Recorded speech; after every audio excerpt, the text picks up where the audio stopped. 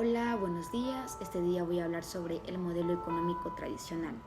Este es el que se refiere a un sistema económico que ha sido utilizado durante mucho tiempo en una sociedad.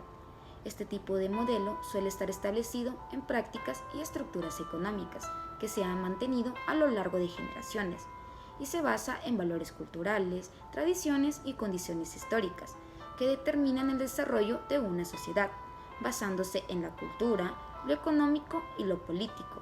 Este modelo económico se caracteriza por tener una economía basada en actividades primarias, como por ejemplo la agricultura, la caza, la pesca y la recolección. La economía tradicional de El Salvador se dio en 1929 y se caracterizaba por la dependencia del sector agrícola, especialmente del cultivo de café.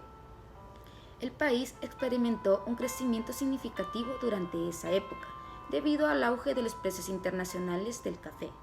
Sin embargo, la economía salvadoreña se vio afectada por la Gran Depresión, que comenzó en Estados Unidos en 1929 y que tuvo un gran impacto global. La caída en la demanda y los precios del café resultó en una disminución de los ingresos para El Salvador. Además, la economía agraria del país estaba basada en grandes propiedades de tierra controladas por unos pocos terratenientes, lo que llevó a la concentración en manos de unos pocos y a la falta de oportunidades para la población rural. Este modelo económico fue influenciado por diversas causas. Algunas de estas son la crisis de 1929 y los años posteriores, que trajeron un periodo de enorme estancamiento económico para El Salvador, ya que este dependía de un único producto que era el café. También la producción de todo tipo se estancó por muchos años, no solo del café, que casi dejó de cosecharse en el peor momento de la crisis, sino también de los productos de consumo masivo, como el maíz, maicillo, frijol, arroz y el azúcar. Solo unas cuantas industrias lograron mantenerse y desarrollarse, en sectores como los textiles, fabricación de muebles, jabones, velas, embutidos y bebidas, pero en general se quedó todo en la actividad artesanal.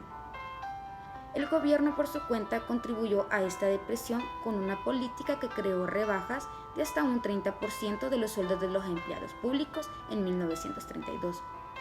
El Salvador recibió importantes inversiones extranjeras, especialmente en sectores como la agroindustria y la maquila. Estas inversiones influyeron en la estructura económica y mantuvieron una dependencia en actividades económicas tradicionales. La cultura y las tradiciones también influyeron en la persistencia del modelo económico tradicional en El Salvador. Muchas comunidades rurales heredaron prácticas y conocimientos agrícolas, que fueron transmitidos de generación en generación.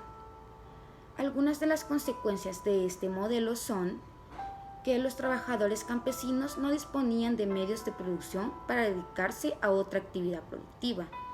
También, diariamente, cientos de jornaleros artesanos eran despedidos de talleres y haciendas.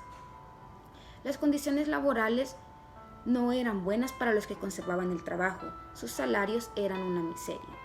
La capacidad negociadora de los trabajadores desapareció en lo absoluto. La clase trabajadora, producto de sus inhumanas condiciones materiales, reaccionaron violentamente. El Salvador ha dependido en gran medida de la exportación de productos agrícolas. Esta dependencia dejó al país vulnerable a los cambios en los precios internacionales y a las crisis económicas globales. Otra de las consecuencias fue el poco dinamismo de la sociedad, ya que solo aquellos sectores con alguna fuerza económica encontraron espacio para organizarse, mientras que los demás eran muy débiles o políticamente reprimidos. En conclusión, la economía tradicional de El Salvador en 1929 dependía en gran medida del cultivo de café y se vio afectada negativamente por la Gran Depresión, lo que generó una disminución de los ingresos y la concentración de la riqueza en manos de unos pocos.